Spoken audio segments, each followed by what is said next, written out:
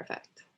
Okay, so again, thank you so much for joining me today. I am Carrie Gatto with Keller Williams Realty. For those of you that don't know me yet, I have over 10 years experience in real estate sales in the greater Boston area, and I'm also an investor. And besides just helping people with their regular, purchases and sales in real estate, I also love to help educate my clients and anyone that I know really about real estate investing. I love, trendy kitchen cabinets as much as the next girl, but to me, the investment potential of real estate is what's the most exciting aspect of it because we all have the opportunity to build a life by design and truly reach our biggest goals through real estate. It's an accessible vehicle for everyone. So today we're just going to take a really high level look at why investing in real estate is so powerful and how it can be done by anyone. And again, I'd really love to know what your questions are and how I can help more in supporting you in your journeys. So feel free, if you'd like to unmute yourself or put something in the chat box, feel free to do so. And I'll make sure to get to it at some point during this presentation. So for me, one of my core beliefs is that the more abundant each of us is, the more we can overflow into the lives of those around us, our families, our communities, which then can have a domino or waterfall effect that allows everyone to be more abundant and help more people in turn. And that vision kind of sums up why I'm just so passionate about this topic, because I just feel it has a ripple effect that can help everyone. And yet, even though most people kind of know real estate investing is a powerful vehicle for wealth building, why are so many people hesitant to get started? I found that in my profession, I come across a lot of people who are hesitant and maybe overly cautious to invest in real estate. So I've accumulated a list of the primary reasons people are scared to jump in. And I'd love to see if any of these resonate with you. And I'll also prove that they're honestly just myths. So first of all, the primary obstacle is the down payment. It requires money and a lot of it, or so people think. However, there are ways to get around this, which we will get into in a little bit.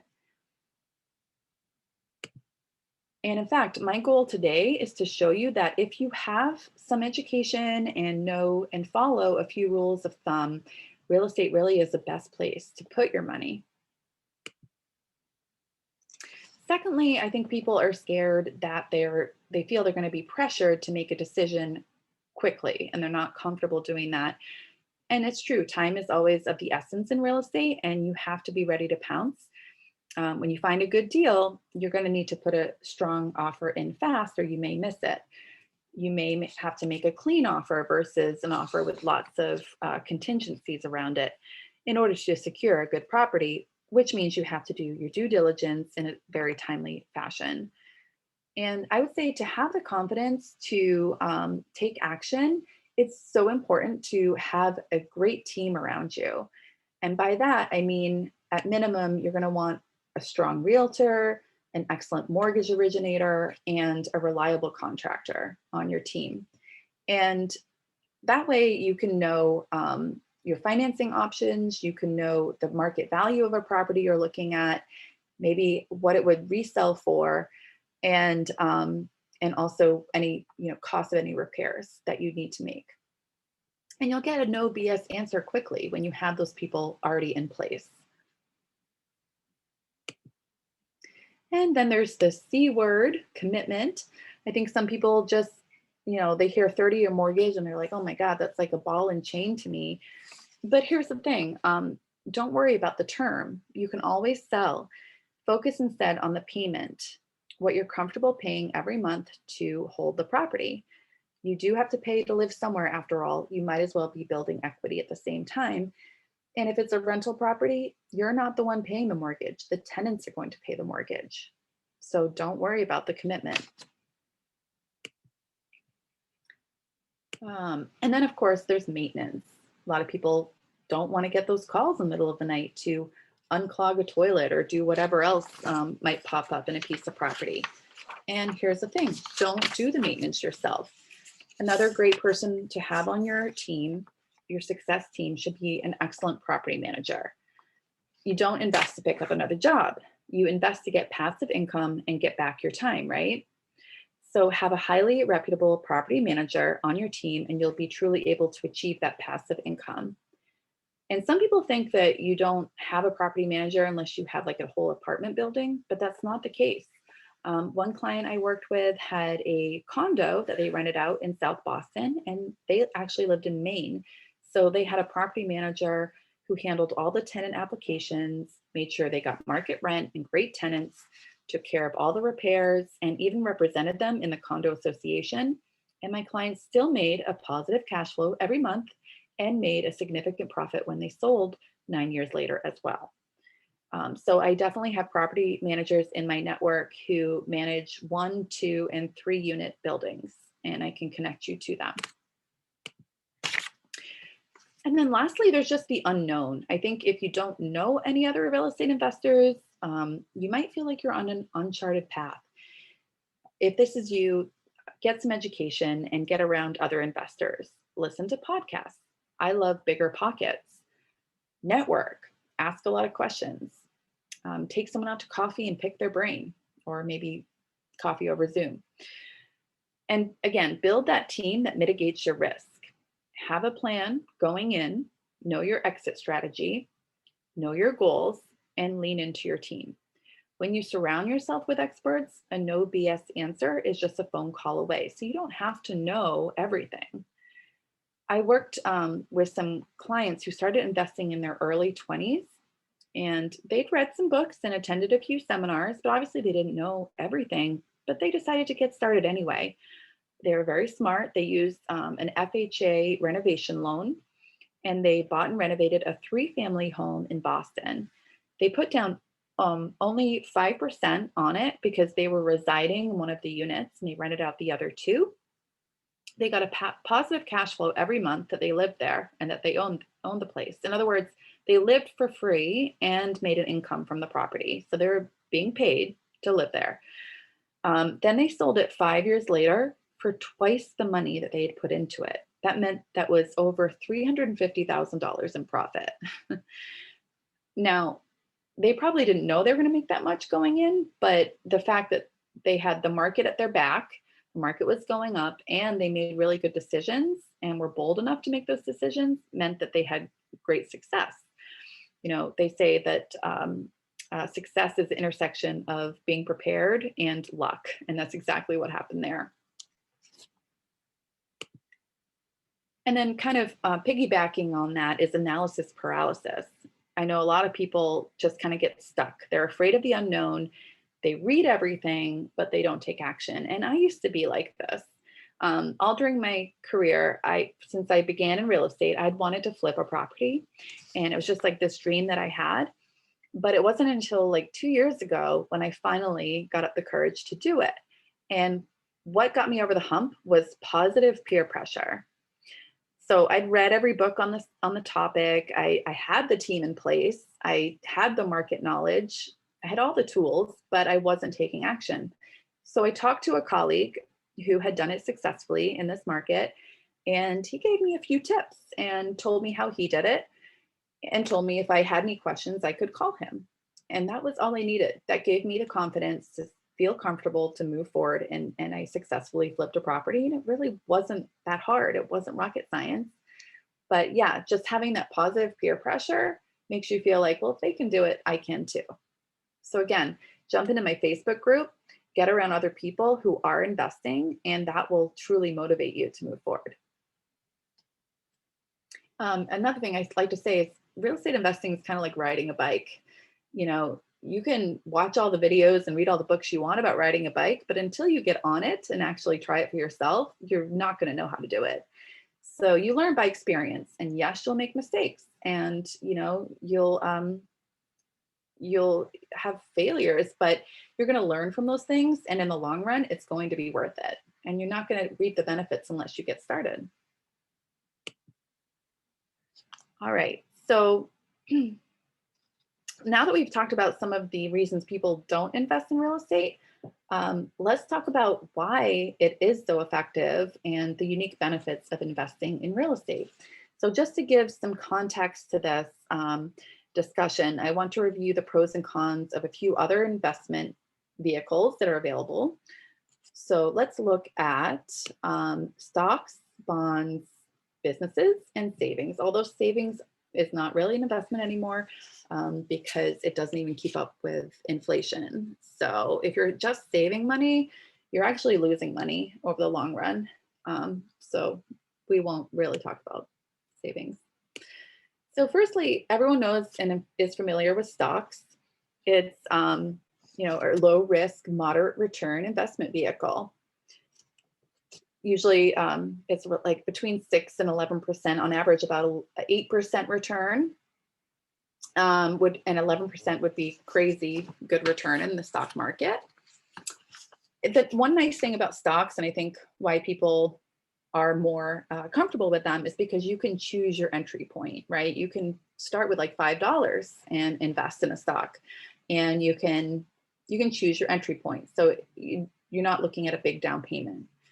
However, it's a 1-to-1 ratio of dollar to stock. So if you spend $10, you're getting $10 worth of the share in that stock. So there's no leverage. It's just a 1-to-1 ratio when you purchase a stock. Also, there's vehicles that a lot of people commonly use, like 401ks, Roth IRAs, that are simple to use, simple to understand, are accessible, and there's tax benefits as well. So they're a good tool for retirement planning. Stocks can be pretty volatile relative to the real estate market. They can go up and down in a day. They can also completely go to zero in value, which we've seen, in the Great Depression or the dot-com bust. They can go to zero. Now, there's bonds. So whereas stocks are ownership stakes, bonds are loans. When an entity issues a bond, it's accepting a loan with the agreement to pay interest for the use of the money. So bonds have a set duration and a set interest rate based on the level of risk investors incur.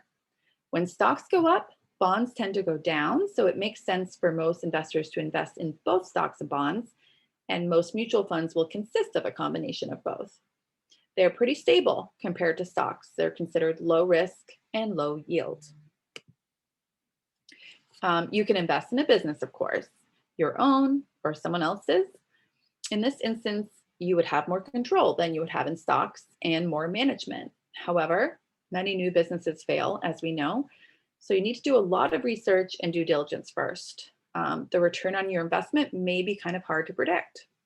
As we've seen the past year, COVID, my God, you never know what's going to happen. So that brings us to real estate. Real estate has a high potential return compared to the other options, as I will show in a moment. You have more control than stocks or bonds because you don't just buy an ownership stake, you are the actual owner. Over the long term, real estate tends to steadily appreciate, making it one of the safest investments. The value will not go to zero like a stock can. Real estate always has inherent value, even if it's just the land that the property is built on. It does require some education and due diligence to make the best possible investment. However, it's really hard to go wrong if you're holding for the long term, 10, 20 years. It's also highly repeatable. More people have achieved wealth and financial independence using real estate than any other investment vehicle. And there are some well-established and proven strategies for others to do the same. It's also scalable. You can use systems to purchase and hold as many units as you'd like, and you can turn your real estate holdings into a business. A lot of people also like that it's tangible. You can touch it, you can drive by it, unlike a stock or a bond. But possibly the most exciting differential is that you can leverage your purchase power by using other people's money or financing, mortgages, whereas stocks and bonds are bought in a 1-to-1 ratio. You pay the price of a share, you get one share. With real estate, you can put down 25% or less of the purchase price and have a bank lend you the rest. Yet you still control the entire investment and you reap the benefits as if you had paid for it cash. So this graphic shows a few additional benefits as well. So you've got cash flow, obviously. So when the rental income is greater than the expenses, you get a monthly cash flow. And if you have enough of that, you could achieve financial independence. Then you've got wealth accumulation, which is made up of the appreciation and also the debt pay down. And it's also a hedge against inflation. So if you just save money for retirement, by the time you get there, your money won't be worth what it was when you initially earned it due to inflation. So investing your money wisely means that your money makes more money. It's working for you. And so in order to build wealth, you do really need to invest. And then most investors will advise you to diversify. Don't keep all your eggs in one basket. So hold some stocks and bonds, mutual funds, and hold real estate. That's the best way to mitigate your risk against market and industry downturns. And there are also tax advantages to property ownership. And I would say speak to your CPA about those because, of course, they can change year to year. So let's do a real quick deep dive into the buy and hold strategy of real estate because that is the safest, most predictable form of real estate investing. I have another webinar that is about flipping. So you can certainly look into that more. But right now, because holding long-term is the lowest risk strategy and the best vehicle for wealth creation, I want to focus on this. It's kind of like the tortoise and the hare. It's not a get-rich-quick scheme, but over the long run, this is the best way to build wealth in real estate. So the three financial returns you can depend on using this strategy are cash flow, which is the total amount of money from rental income remaining after all expenses are paid, including taxes, operating costs, and mortgage payments. Then there's debt pay down. The hold strategy gives you the power of leverage. With every monthly mortgage payment, you are paying down your debt and building equity at the same time. Even better, you're not the one paying down the debt. Your tenants are doing it for you and building the equity for you. And then thirdly, appreciation. So in the Boston area, where I'm located, appreciation is very strong. But even here in investor circles, appreciation is really considered the icing on the cake. Investors buy for cash flow first, and then appreciation is just a bonus. So historically, real estate has reliably increased in value over time through inflation and market cycles. The national average, according to the US Census Bureau and the National Association of Realtors from 1970 to 2010 is 4.4%. Since 2010, it's been a lot higher than that, but we just want to be conservative. So it's important to remember that the rate of appreciation is definitely not fixed. There's no guarantee. Some years it may be more, some years it may be less. Historically, market cycles last an average of 10 years. But again, that's why holding long-term makes the most sense. So the best way to illustrate these powerful concepts is by showing an example. So this is an example that I borrowed from the book Hold, How to Find, Buy, and Rent Houses for Wealth. It's a great read. It's by Linda and Jim McKissack, and there's a few other authors on there. It's just a super easy to read manual for holding real estate, buy and hold. So this example uses a 25% down payment, which is typically what you're going to need if you don't live in the property. But if you live in the property and you're renting out the other units, you can usually have a lot lower down payment, as little as 3 to 5% in some cases. So don't let that number scare you. This example, however, is just to illustrate how cash flow, debt paydown, and appreciation work together to make real estate such a powerful investment overall. Cash flow is the most important factor in all of this. So let's say you purchase a property that will generate a monthly cash flow of $100 after debt service. That would really be the minimum that I would recommend. If you have a property that's going to generate $100 cash flow, that's great, especially for your first one. So based on your actual down payment of $38,250, you have slightly better than a 3% return rate on cash flow, or $1,200 in year one. And 3% may not sound significant, but remember, it's only the beginning. Because cash flow is the profit after mortgage payments are made, we also need to take into account that your mortgage principal is being paid down, increasing your equity in the property. Not only that, again, your tenants are paying it for you. So in this example, your annual debt paydown is $1,179, which is also slightly better than 3% return on your investment. When cash flow and debt paydown are combined, you're topping 6% financial return without taking into account appreciation. By the way, your tenants also paid $7,927 in interest on your mortgage as well in that first year. And I know some investors that believe debt paydown alone is sufficient reason to invest in a rental property. So even if it's not cash flowing, because it's essentially a forced savings plan. Your tenants are paying down your mortgage every year, therefore increasing your equity and your wealth. So even if it's not cash flowing, the equity accumulation is like a forced savings plan. When you sell the property later, you get all that back in cash. And the longer you hold your property, the greater your profit when you sell, simply due to the debt paydown effect. However, who doesn't like icing on a cupcake? So let's take it one step further and consider the power of appreciation in year one. So if we use the 30-year median appreciation rate of 4.4%, you get $7,480 in year one. This represents a 19.5% return on investment. Why is it so high, you might ask? Well, it's because we only invested 25% of the purchase price. The rest was borrowed from a lender. And that is the power of leverage. You can borrow the money and enjoy the returns.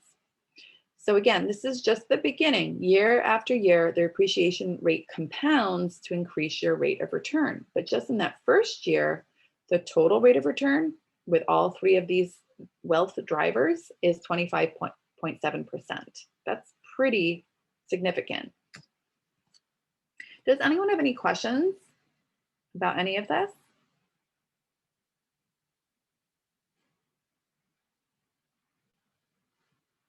Okay, feel free to use the chat box if you have any questions, or unmute yourself.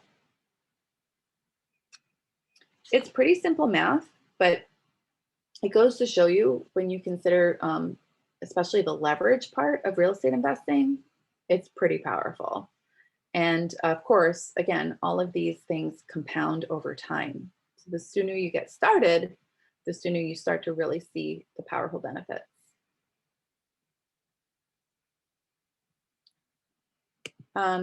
Yeah, so so now that you're familiar with the unique benefits of real estate investing, you may want to know more about the actual strategies for getting started. So here are three of the strategies that can be utilized effectively even by amateur investors using some general guidelines and an excellent team. Both my book and future webinars delve more into these topics. So house hacking is a great strategy for people who are getting started and want to take advantage of that owner-occupant down payment, which can be much lower, so like 3 to 5% or 10% of the purchase price. And this is where you live in one unit and rent out the other units. And then of course, flipping, you can either live in the property or not. And then BRRRR is the buy, renovate, rent, refinance, and repeat strategy. Which is pretty powerful as well. So I'll send you a link to my other webinars, which go into further depth into these strategies. And I'll also send you a copy of my book, which is called You Can Have It All with Real Estate Investing. I'll send you just a PDF. It's also available on Amazon if you'd rather get a hard copy, or you can get it on Kindle. But it also illustrates these strategies as well. So bearing in mind all the advantages, what about the hurdles? Are any of these holding you back right now? Is it the next down payment or the first down payment? Is it the fact that you don't feel confident making decisions? especially if you feel like you have to do it quickly? Is it just the term, the feeling of getting a mortgage for 30 years? Or is it that you just still feel there's too much to learn, that you don't know enough? Or is it that you've learned a lot, but you just still don't feel comfortable taking action? Are any of these holding you back right now? And if so, what can you do to make yourself feel more confident?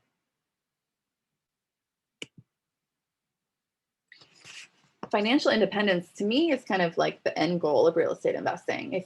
What would you do if you didn't have to work? If you had enough passive income coming in that you could only work when you chose to, your um, cost of living was already covered by that passive income coming in. What what could you do? What would be possible? So,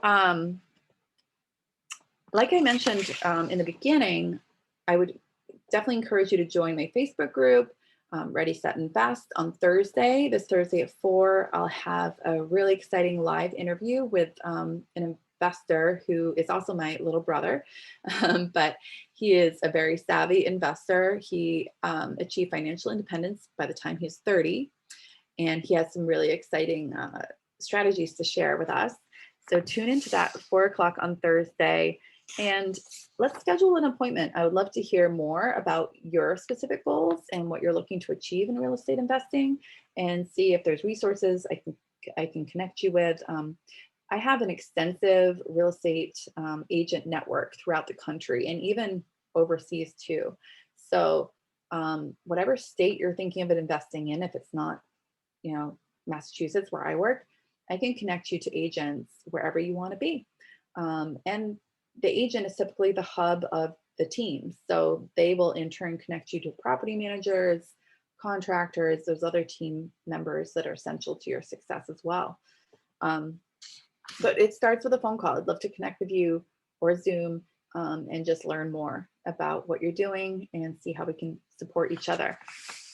And let's see. And as I mentioned, I do have other webinars coming up as well. I have, the next one is May 18th. It's actually a roundtable with the mortgage officer and the attorney that I like to work with in this area. And it's going to be buying in a seller's market. We've all heard how hot it is right now. Maybe you experienced how competitive it is out there. So what do you need to know to successfully buy and make it a winning purchase for you in this competitive market today? So tune into that on May 18th.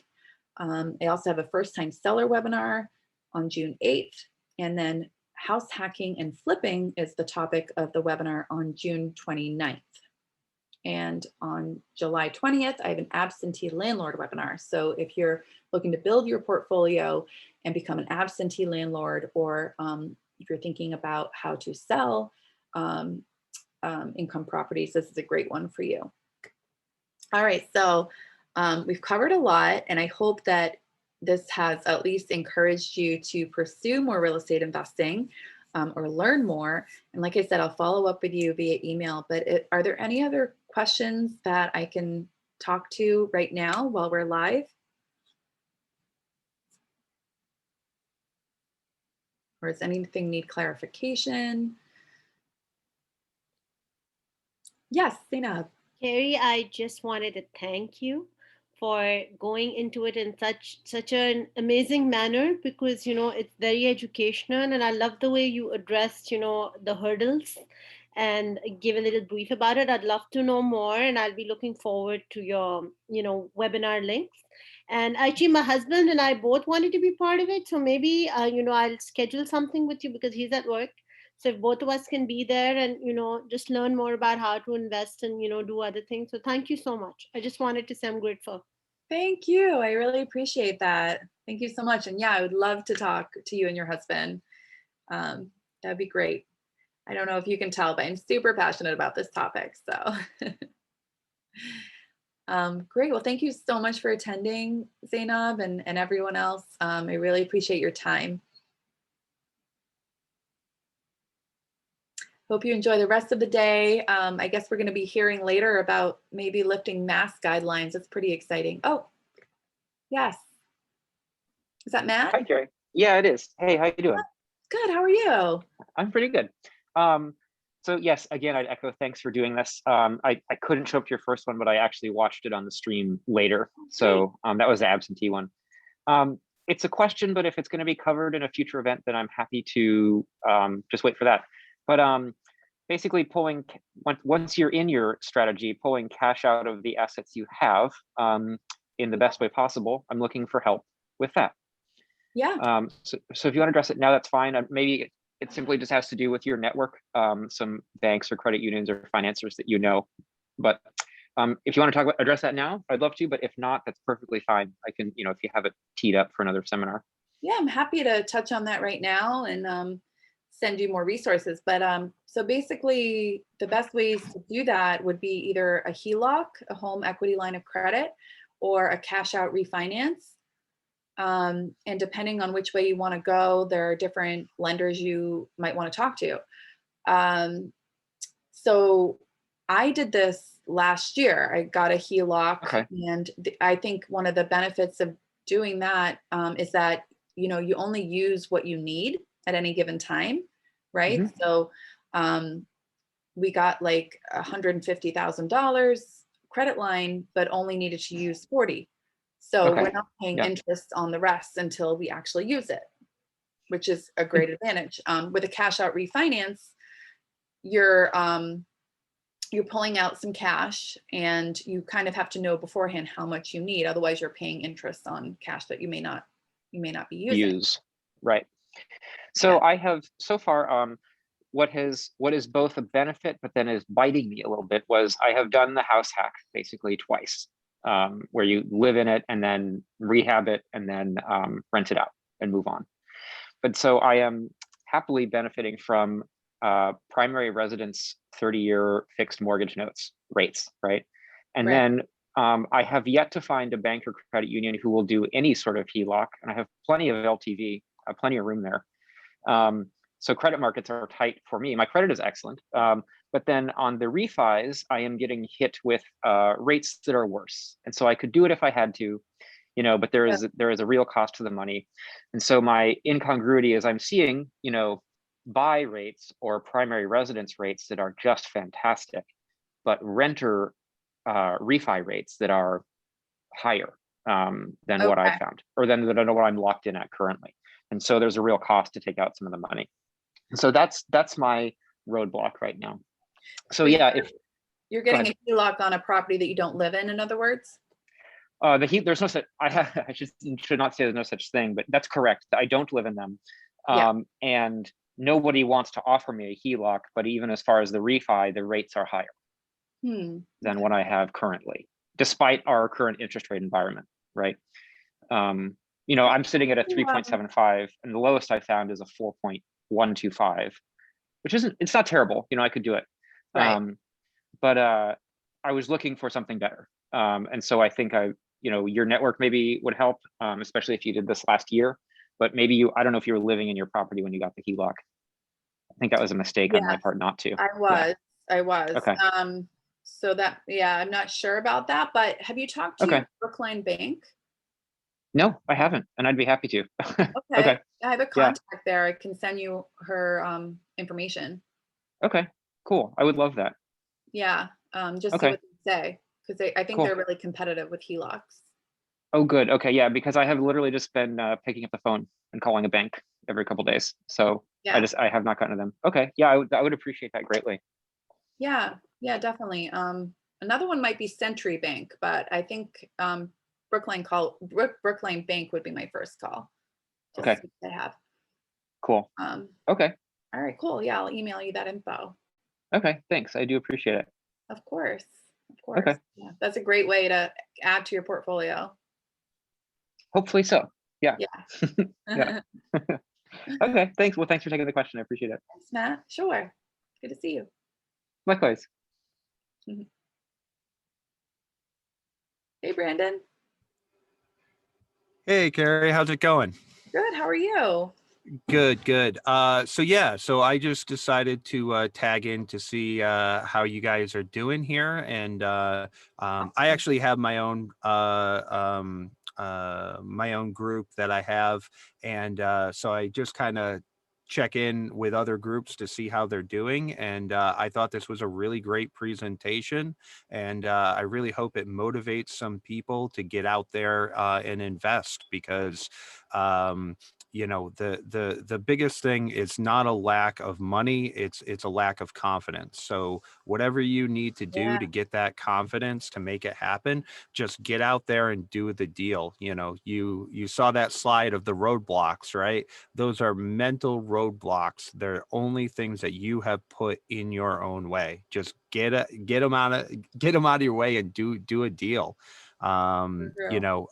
And I would love for our group to have, I don't know, a mixer with your group at some point, and maybe we can do a Yeah. future video with both our groups. I think it's amazing. That's a great idea. I would love that. Yeah. And I mean, we can all support and help one another. I truly believe in the power of that positive peer pressure and just, sharing ideas and what's working. And, every day I get a fresh idea from another investor that I hadn't thought of.